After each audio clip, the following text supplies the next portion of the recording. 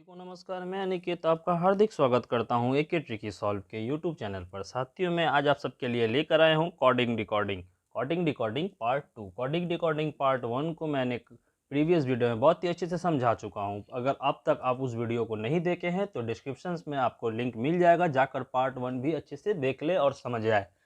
चलिए, coding decoding part 2 में मैं कुछ क्वेश्चंस लेकर आया हूँ।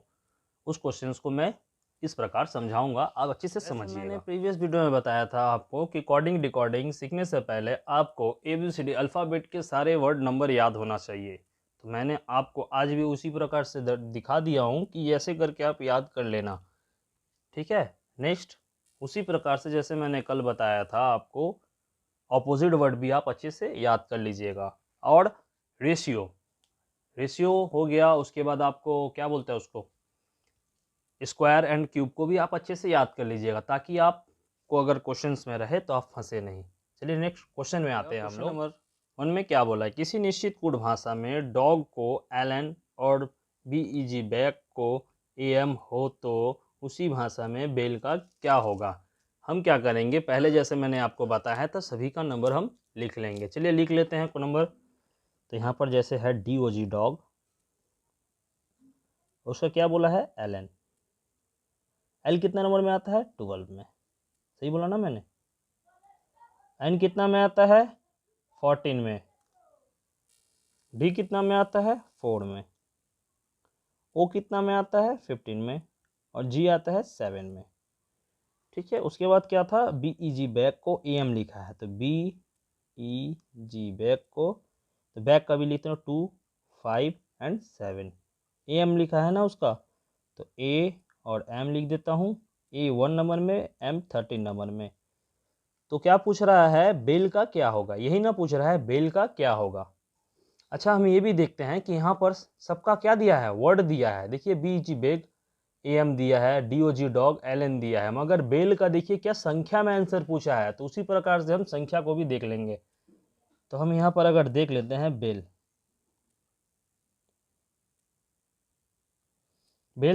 2, 5, 12 एंड ये कितना 12 में आता है। चलिए हम संख्या के अनुसार जैसे यहाँ पर आगे देख लेते हैं, काउंट कर लेते हैं। नंबर क्या उसी प्रकार दिया है क्या, क्योंकि ऑपोजिट तो है नहीं, दो संख्या दे दिया है, इसलिए हम देख लेते हैं काउंट करके। 4 और 15 होता है 19, 19 और 7 कितना होता है, 19 और 7 होता है 26। और यहाँ 12 और 14 क्या है, 26। दोनों को ऐड करने में भी 26 ही होता है, और इसको ऐड करेंगे तो हम कितना होगा, 26 होगा। देखिए दोनों संख्याओं को मिलाया गया है। जैसे ये कितना नंबर में आ रहा है, उसी प्रकार इसको भी संख्या के अनुसार मिलाया गया। चलिए इसको भी, नेक्स्ट को भी हम देख लेते हैं। 2, 5, 7, 7, 7 कितना होता है, 14 होता है।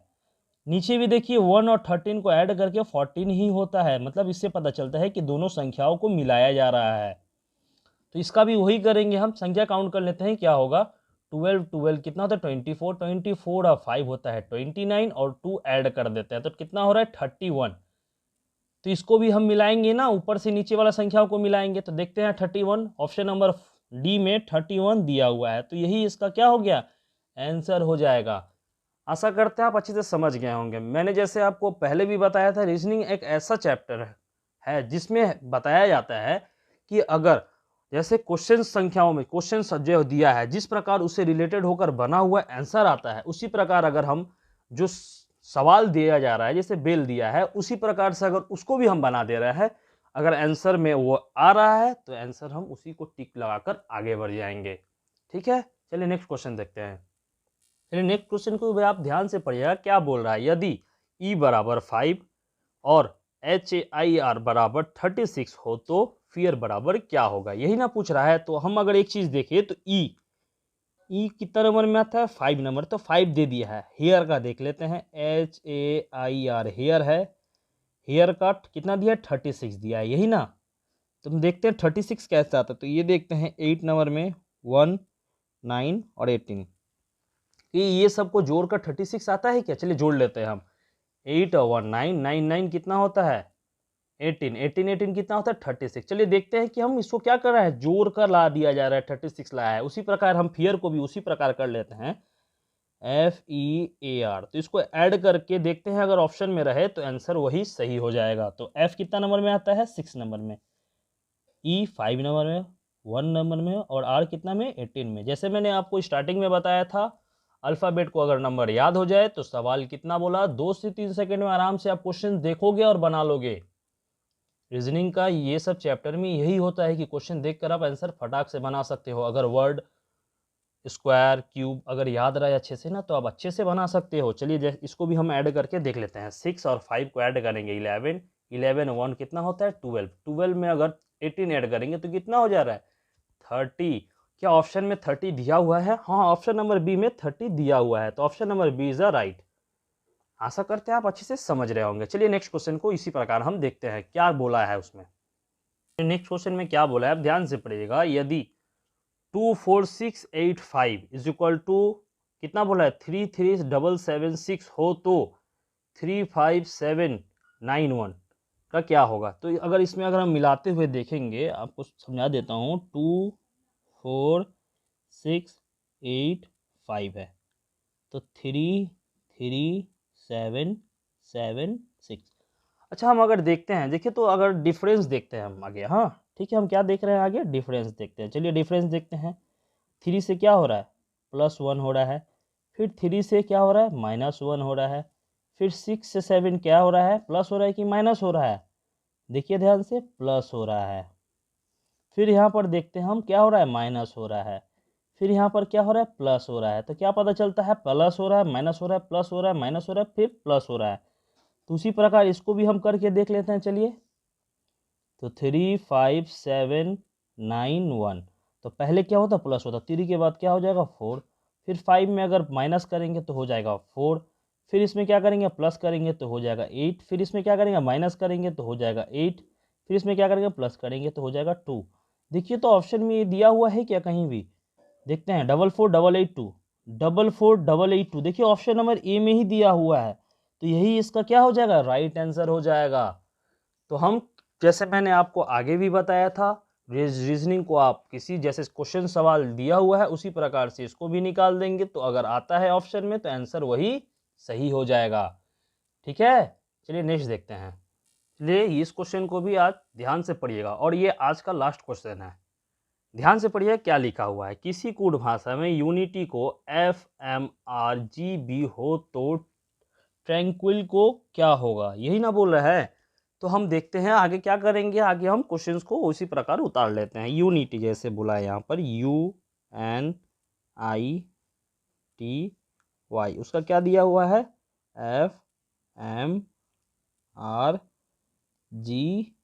और B, यही ना। उसके बाद चलिए हम फिर उसके क्वेश्चंस को भी यहाँ पर लिख लेते हैं हम। ट्रैंक्विल का पूछ रहा है TRANQUI और L दिया है। चलिए उसके बाद हम देखते हैं कैसे ये हो रहा है। यहाँ पर कितना इसका 21 नंबर लिख लेते हैं। ये हो गया 14 और ये 9, ये कितना था 20 और ये 25। यहाँ पर देखते हैं 6, यहाँ 13, कितना होगा 18, 7 और ये कितना होगा 2 होगा। अगर हम ऊपर से नीचे का डिफरेंस देखते हैं तो एक भी डिफरेंस 6 से मिल नहीं रहा। जैसे 21 से 6 बहुत ज़्यादा कितना छोटा हो रहा है 15। फिर यहाँ देखते हैं एक छोटा हो रहा है, फिर यहाँ देखते हैं डबल हो गया है, तो ऐसे तो बनेगा नहीं। चलिए नेक्स्ट हम स्टेप में क्या देखेंगे, जैसे पहले हम इस हिसाब से देखेंगे, फिर नेक्स्ट देखेंगे ऑपोजिट, जैसे मैंने आपको पहले दिखा दिया था। तो ऑपोजिट करके देखते हैं। यू का एफ का यू होता है, यू का एफ होता है। देखिए तो ऑपोजिट करने पे आ रहा है ना, जैसे मैंने आपको पहले बताया था। और इसको याद करने का भी मैं आपको बता दूंगा, अभी लास्ट में आपको मैं याद करने का भी समझा दूंगा कैसे याद कर सकते हो आप। एम का एन होता है अपोजिट, देखो। ईस्टर्न आई का आर होता है ना। और टी का जी होता है GT और बी वाई बाई होता है। तो उसी प्रकार यहाँ पर क्या देख रहे हैं हम, ऑपोजिट हो रहा है। क्या हो रहा है, ऑपोजिट हो रहा है।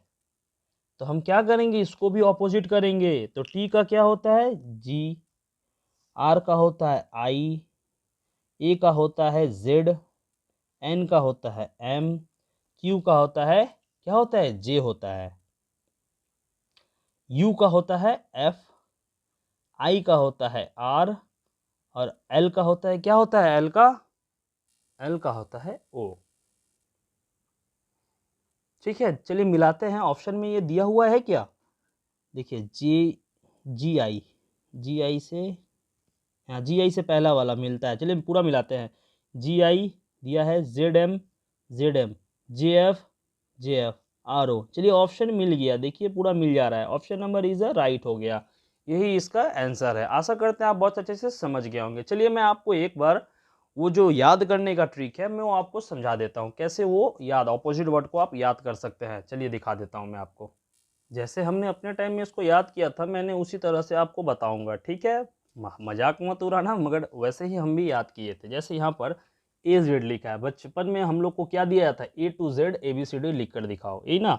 उसी प्रकार BY, अभी आप व्हाट्सएप में यूज़ करते होगे BY बाय, CX का, फिर DW, W, ड से W ड हो रहा है ना, D का W।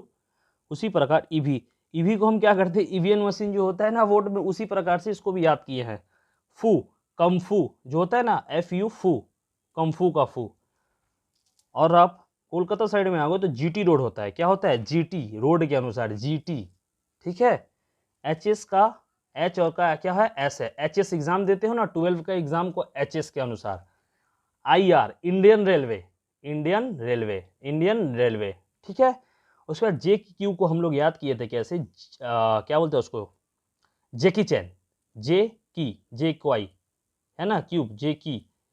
उसके बाद KP दिया है तो हम लोग याद किए थे इसको कोलकाता पुलिस, क्या है, कोलकाता पुलिस के अनुसार इसको याद किए थे।